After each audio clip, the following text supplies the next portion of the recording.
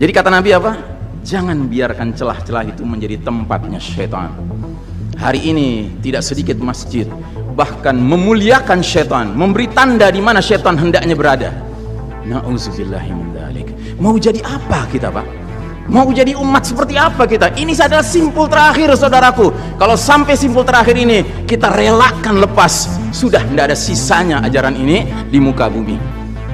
Karenanya saudaraku rahimakumullah, bagi saya urusan sholat berjamaah dan tata caranya ini bukan urusan pilihan fikih, Pak. Ini urusannya adalah urusan dengan musuh Allah Ta'ala. Kata Nabi SAW, innal yahuda qad sami'u dinahum. Sesungguhnya Yahudi sudah bosan dengan agama mereka.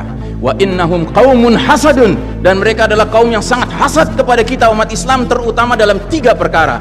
1, raddis salam. Kebiasaan kita umat Islam kalau ketemu saling ngucapin assalamualaikum, dibalas waalaikumsalam. Itu Yahudi nggak senang, Pak.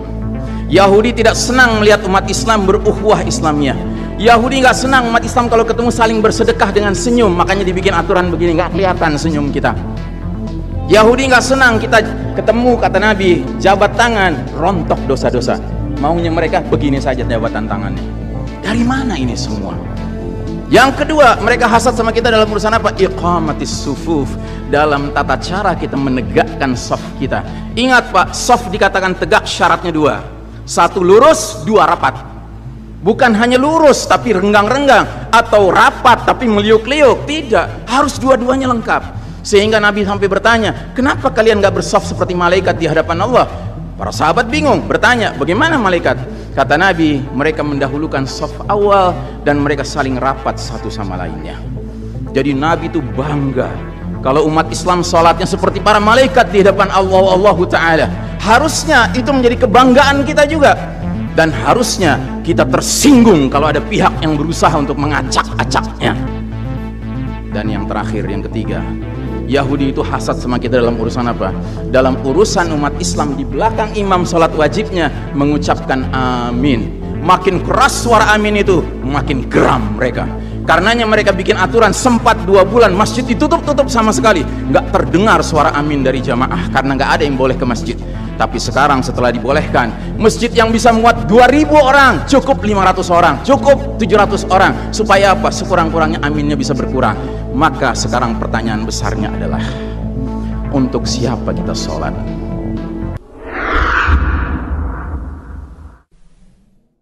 Kita tidak bisa pungkiri bahwa hari ini umat Islam sedang berada pada posisi yang tidak menentukan, tetapi ditentukan oleh pihak lain. Dan kondisi ini bukan baru berlangsung setahun, 2 tahun, 10 tahun, 20 tahun, tidak.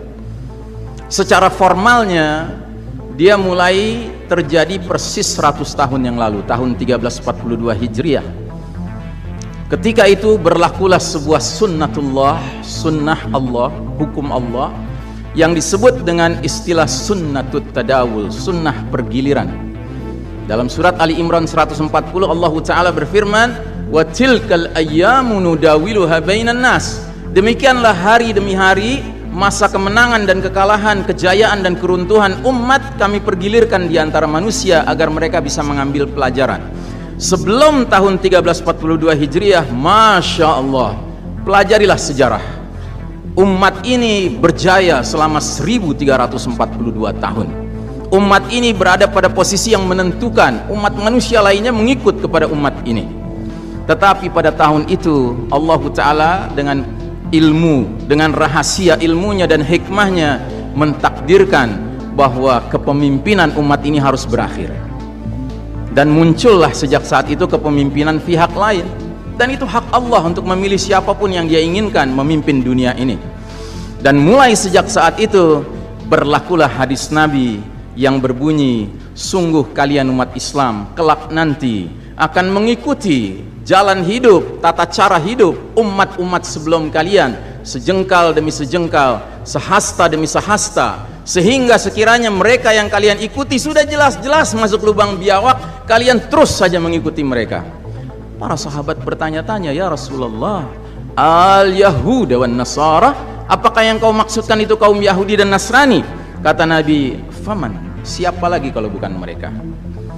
Dulu Para sahabat mendengar hadis ini terceran, tidak bisa membayangkan. Tapi semenjak 100 tahun yang lalu, realitas inilah yang kita hadapi. Allah Ta'ala mencabut kepemimpinan dunia dari tangan umat Islam. Allah serahkan ke Barat, ke Eropa, Amerika, yang tiada lain adalah the Judeo-Christian Society, masyarakat Yahudi Nasrani. Dan sejak saat itu berlaku lagi hadis yang lain lagi yang berbunyi, la tunqadanna ural islami urwatan urwatan فكل من تخذت أروة تشبث الناس بالتي تليها فأولهن نقدا الحكم وآخرهن الصلاة. Nabi bersabda, tali ikatan Islam ini akan terurai satu simpul demi simpul. Bila satu simpul terurai, manusia bergelayutan pada simpul berikutnya, terurai lagi, gelayutan pada simpul sisanya. Terus kata Nabi menjelaskan, simpul yang paling awal terurai apa? Urusan hukum. Sedangkan simpul yang paling akhir terurai adalah urusan sholat. Sejak 100 tahun yang lalu, negeri-negeri kaum muslimin sadar tidak sadar, sengaja tidak sengaja, direncanakan maupun tidak, pelan tapi pasti melepaskan simpul Islam ini. Dimulai dari simpul hukum. Tidak ada negeri muslim lagi yang memberlakukan hukum Islam, hukum sekuler, hukum bikinan manusia yang diberlakukan. Tidak ada negeri Islam yang memberlakukan politik Islam. Politiknya politik kedaulatan di tangan selain Allah Ta'ala, sesuatu yang gak dikenal dalam ajaran Islam. Ekonominya ribawi, budayanya budaya hedonis, budaya asing sekali, di mana tanggal 14 Februari umat Islam ikut meramaikan Valentine's Day, tanggal 31 Desember meramaikan malam tahun baru dengan cara-cara mereka. Di bidang pendidikan kita menjadi pendidikan yang sekuler. Di bidang medis ya sudah tidak ada lagi semangat tibun nabawi, pengobatan dengan cara Nabi, tapi bangga sekali ngekor kepada medis barat. Dulu para tabib kalau berhasil menyembuhkan pasien, dia akan mengingatkan pasiennya, alhamdulillah Allah telah menyembuhkanmu. Ya, dia tidak mengatakan aku yang menyembuhkan kamu, tidak. Tapi dokter sekarang berani mengatakan, Pak maaf, hasil diagnosa jantung Bapak menunjukkan umur Bapak tinggal 3 bulan. Playing God, bermain seolah-olah Tuhan dia. Makanya sekarang banyak dokter yang ucapannya kayak sabda Nabi bagi sebagian besar orang. Nauzubillahi min dzalik. Di bidang militer, nggak ada lagi negeri kaum muslimin yang militernya ruhnya ruhul jihad.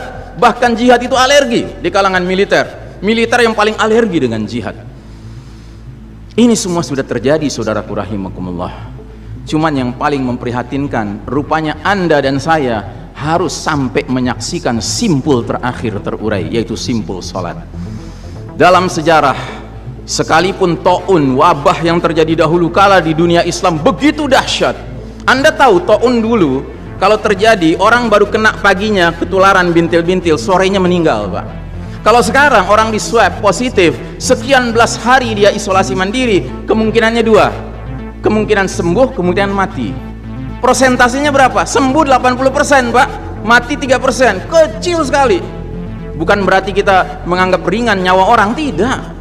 Cuman saya ingin menggambarkan betapa taun dahulu lebih dahsyat daripada yang so-called pandemi yang lebih cocok disebut plandemi ini. Direncanakan ini, Pak. Yang karenanya kalau kita lihat sejarah, sekalipun dahsyat taunnya dahulu kala, nggak ada cerita Pak sholat berjamaah berubah tata cara pelaksanaannya, nggak ada. Kenapa kita harus berubah? Dan saudaraku rahimakumullah, kami cuma mengingatkan beberapa pesan dari Nabi SAW tentang sholat ini. Yang pertama, Nabi mengatakan, sallu kama ra'aitumuni usolli. Sholatlah kalian sebagaimana kalian melihat aku sholat. Ini sudah kata mati, Pak. Ini kunci, Pak. Kunci ini. Makanya para ulama fikih memutuskan al-aslu fil ibadatu al-hadhar, ya. Hukum asalnya ibadah ritual seremonial termasuk sholat adalah haram, Pak. Nggak boleh dikerjakan sembarangan, nggak boleh. Apalagi setelah dia ada aturannya, terus kita berkreativitas menyangka itu lebih baik untuk keselamatan dunia kita, sementara kita tidak peduli dengan keselamatan akhirat kita. Nabi Muhammad SAW menyatakan, hari berbangkit nanti aku akan menunggu umatku di depan telagaku. Aku akan bisa membedakan siapa umatku, siapa yang bukan. Umatku adalah mereka yang wajahnya, tangannya, kakinya bercahaya bekas wudu. Tapi ketahuilah, ada sejumlah orang wajahnya bercahaya, tangannya bercahaya, kakinya bercahaya. Aku panggil mereka, halumma halumma, tapi dihalau sama malaikat, tidak boleh mendekat. Aku panggil lagi, halumma halumma, tapi dihalau sama malaikat. Akhirnya malaikat menjelaskan, ya Muhammad, mereka telah merubah ajaranmu setelah engkau wafat. Kata Nabi selanjutnya, sohkan, menjauhlah. Nabi nggak mau dekat dengan orang yang berani-beraninya merubah tata cara ajarannya. Dan ajarannya yang paling pokok apa? Tauhid. Setelah tauhid apa? Salat. Dan ingat, salat adalah amal yang paling pertama yang akan diperiksa oleh Allah Ta'ala bagi setiap hambanya. Dan saudaraku rahimakumullah, untuk menutup, saya ingin menyampaikan dua hadis lagi. Satu hadis dari Nabi, la tadaru furujatin lisyaitan, jangan kalian biarkan celah-celah itu untuk syaitan. Ini Nabi Muhammad SAW yang berbicara, bukan Iksan Tanjung.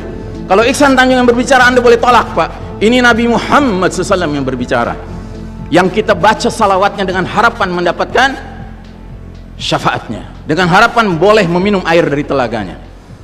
Jadi kata Nabi apa? Jangan biarkan celah-celah itu menjadi tempatnya syaitan. Hari ini tidak sedikit masjid bahkan memuliakan syaitan, memberi tanda di mana syaitan hendaknya berada. Nauzubillahi min dzalik. Mau jadi apa kita, Pak? Mau jadi umat seperti apa kita? Ini adalah simpul terakhir, saudaraku. Kalau sampai simpul terakhir ini kita relakan lepas, sudah tidak ada sisanya ajaran ini di muka bumi. Karenanya saudaraku rahimakumullah, bagi saya urusan sholat berjamaah dan tata caranya ini bukan urusan pilihan fikih, Pak. Ini urusannya adalah urusan dengan musuh Allah Ta'ala.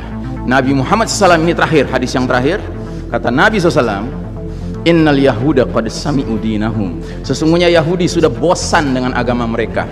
Wa innahum qaumun hasadun, dan mereka adalah kaum yang sangat hasad kepada kita umat Islam, terutama dalam 3 perkara. Satu, raddis salam. Kebiasaan kita umat Islam kalau ketemu saling ngucapin assalamualaikum, dibalas waalaikumsalam. Itu Yahudi nggak senang, Pak.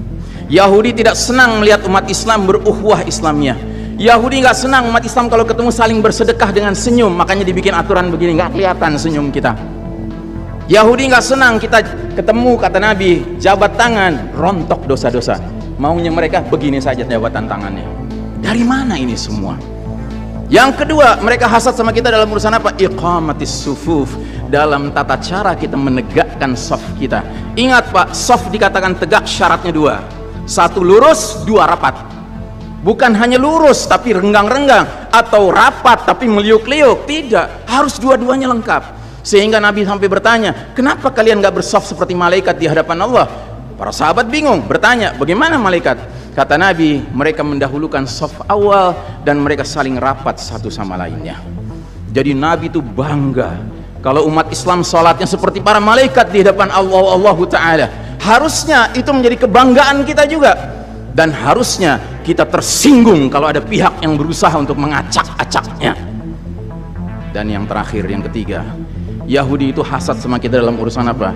Dalam urusan umat Islam di belakang imam sholat wajibnya mengucapkan amin. Makin keras suara amin itu, makin geram mereka. Karenanya mereka bikin aturan, sempat 2 bulan masjid ditutup sama sekali, nggak terdengar suara amin dari jamaah karena nggak ada yang boleh ke masjid. Tapi sekarang setelah dibolehkan, masjid yang bisa muat 2000 orang cukup 500 orang, cukup 700 orang. Supaya apa? Sekurang-kurangnya aminnya bisa berkurang. Maka sekarang pertanyaan besarnya adalah, untuk siapa kita sholat? Liman nusalli? Lillahi aw lihaula, atau untuk mereka?